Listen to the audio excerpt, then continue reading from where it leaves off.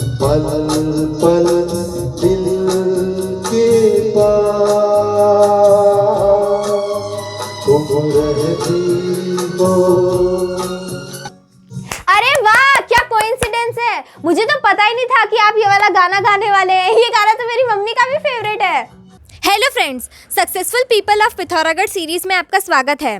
इस सीरीज में मैं उन्हीं लोगों की चर्चा करूंगी जिन्होंने पॉलिटिक्स से डायरेक्टली जुड़े बगैर अपने फील्ड में कामयाबी हासिल की है। आपने एक बात गौर की होगी, जब भी लोग उत्तराखंड की बात करते हैं तो पलायन और माइग्रेशन की चर्चा होती है। लोग कहते हैं कि उत्तराखंड में रोजगार नहीं है, इसलिए लोगों को मजबूरी में बाहर जाना पड़ता है। लेकिन आज मैं आपको एक ऐसे शख्स से मिलवाऊंगी जिन्होंने उत्तराखंड में अपने घर में रहकर ही अपनी फील्ड में कामयाबी हासिल की है और उनका धंधा भी काफ़ी अच्छा चल रहा है। जी हाँ, आप ठीक समझे, मैं बात कर रही हूँ नानू बिष्ट जी की। चलिए, अब मैंने तो बहुत बोल लिया, अब ये ही अपने आप को इंट्रोड्यूस करेंगे। इससे पहले कि नानू बिष्ट जी खुद को इंट्रोड्यूस करें, मैं आपको बता देती हूँ कि हमने इन पर वीडियो क्यों बनाया। पहली बात तो वही, जैसा मैंने कहा था कि वो राजनीति से सीधे जुड़े बगैर समाज सेवा कर रहे हैं। कोरोना काल के दौरान मैंने अक्सर नानू बिष्ट जी को एम्बुलेंस के साथ कभी लोगों को कोविड से बचने के उपाय को लेकर जागरूकता फैलाते देखा, कभी गरीब बच्चों को कुछ सामान देते। इसके अलावा भी इनकी समाज सेवा की खबरें अखबारों में देखी, तो मैंने सोचा हम लोग तो अपने गांव, अपने शहर के लिए कुछ नहीं कर पा रहे, कम से कम उन लोगों का हौसला बढ़ाना चाहिए जो पिथौरागढ़ को बेहतर बनाने में, पहाड़ी संस्कृति का प्रचार प्रसार करने में अपना योगदान दे रहे हैं। कम से कम इतना करना मेरे हाथ में है और मैं वही कर रही हूँ। आप लोग भी पूरा वीडियो देखिएगा, इस तरह आप भी एक समाज सेवी को ट्रिब्यूट दे सकते हैं। तो चलिए, अब नानू बिष्ट जी अपना इंट्रोडक्शन देंगे। लगता है बिटिया ने बहुत तारीफ़ कर दी, बहुत सारा आशीर्वाद है बिटिया को। नमस्कार, मेरा नाम है नानू बिष्ट और मैं भड़कटी आर्मी कैंट में रहता हूँ। हिल्ट्रॉन परिवार से लगभग 14 से 15 वर्षों से मैं जुड़ा रहा और उसमें काम करते करते थोड़ा मुझे बोलने का शौक़ था, तो एंकरिंग के फील्ड में मैं आया और सांस्कृतिक कार्यक्रमों में एज ए होस्ट एंकर का काम किया। तो लोगों ने कहा साहब कि आपकी आवाज़ बेहतर है, तो आप वॉइस ओवर में काम कीजिए। तो उसके बाद मैंने वॉइस ओवर का काम यहाँ पर किया। इसके अलावा हंस फाउंडेशन, महिला शक्ति और जो अन्य सामाजिक कार्यक्रम है, कार्ड जुबलान पुनर्वास केंद्र, यहाँ पर मैं एज ए सोशल वर्कर अपनी सेवाएं यहाँ पे दे रहा हूँ। बाप रे, इससे पहले सिर्फ former prime minister Manmohan Singh ji का ही इतना इम्प्रेसिव बायोडाटा देखा था, लेकिन आज हमने नानू बिष्ट जी को भी देख लिया। वो भी 6-7 फील्ड से जुड़े हुए हैं, लेकिन उनके जिस एस्पेक्ट ने मुझे सबसे ज़्यादा अट्रैक्ट किया वो ये था कि उन्होंने एंकरिंग को एज अ प्रोफेशन चुना। मैं एक्सपेक्ट नहीं कर रही थी कि कोई पिथौरागढ़ डिस्ट्रिक्ट से भी एंकरिंग को एज अ प्रोफेशन चुनेगा, लेकिन नानू बिष्ट जी ने एंकरिंग को एज अ प्रोफेशन चुना और इसमें वो काफ़ी सक्सेसफुल भी हुए। इसलिए इस वीडियो में हम उनकी एंकरिंग को लेकर ही ज़्यादा बात करेंगे। अगर आपको लग रहा है कि मैं बड़ा चढ़ाकर बोल रही हूँ तो ऐसा नहीं है। देखिए मेरे हाथ में कितनी ट्रॉफीज है, मैं तो अपने हाथ से भी नहीं पकड़ पा रही। और ये देखिए कमरे में चारों तरफ कितने सारे हैं, मेरे पीछे भी ट्रॉफीज ही ट्रॉफीज, मतलब पूरा कमरा ट्रॉफीज से भरा हुआ है। चलिए, ट्रॉफीज तो आप सब लोगों ने देख ली, अब नानू बिष्ट जी से ही पूछ लेते हैं कि एंकरिंग को एज अ प्रोफेशन चूज करने का ख्याल कैसे आया। बहुत बहुत धन्यवाद बेटा। एंकरिंग का मुझे शौक़ कुछ इस तरह से लगा कि बचपन में जब हमारे पूज्य बाबूजी थे, आप स्वर्गीय हैं, तो वो अक्सर रेडियो में विविध भारती का प्रसारण सुना करते थे। तो उसमें मुझे जो कमल शर्मा साहब की आवाज़ थी, आप सुन रहे हैं विविध भारती का प्रसारण, वो मुझे बड़े दिल को छूती थी।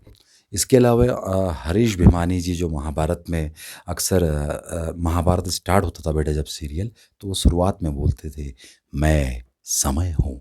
तो वो उनकी जो शब्द हुआ करते थे, जो सेंटेंस, जो वाक्य और जो पूरा बोलते थे, वो दिल को बड़ा मुझे छू जाता था।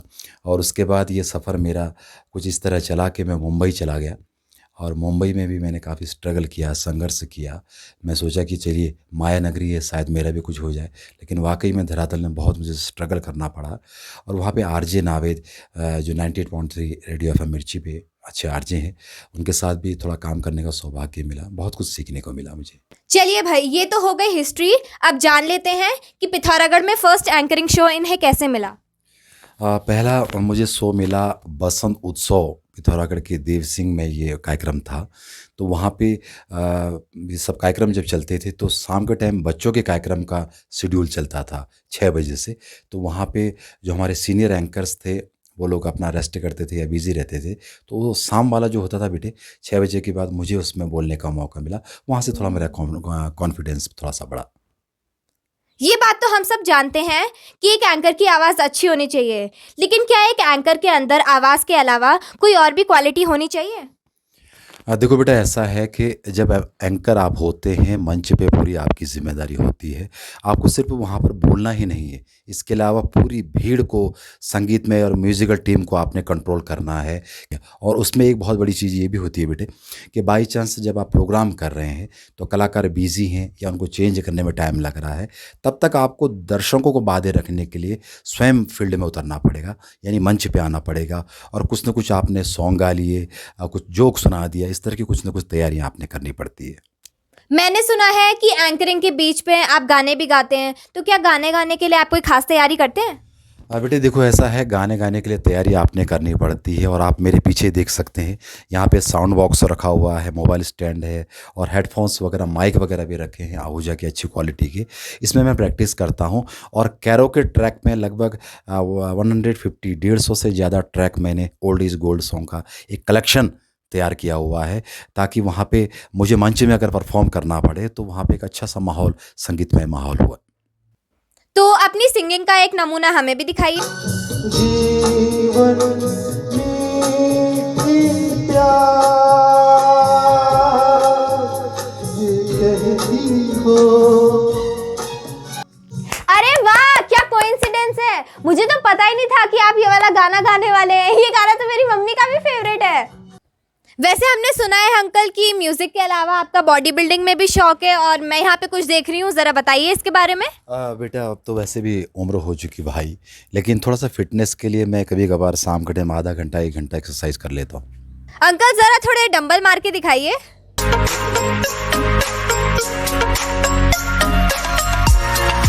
अरे वाह!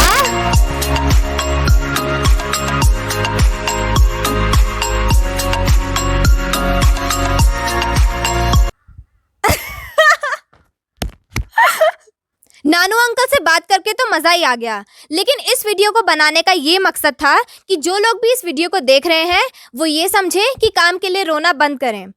उत्तराखंड में भी बहुत सारे काम हैं, जैसे आप देख ही सकते हैं कि नानू अंकल ने एंकरिंग को एज अ प्रोफेशन चुना, और यहाँ पर ऐसे बहुत सारे काम हैं। अगर वो ऐसे बहुत सारे काम कर सकते हैं तो आप लोग क्यों नहीं?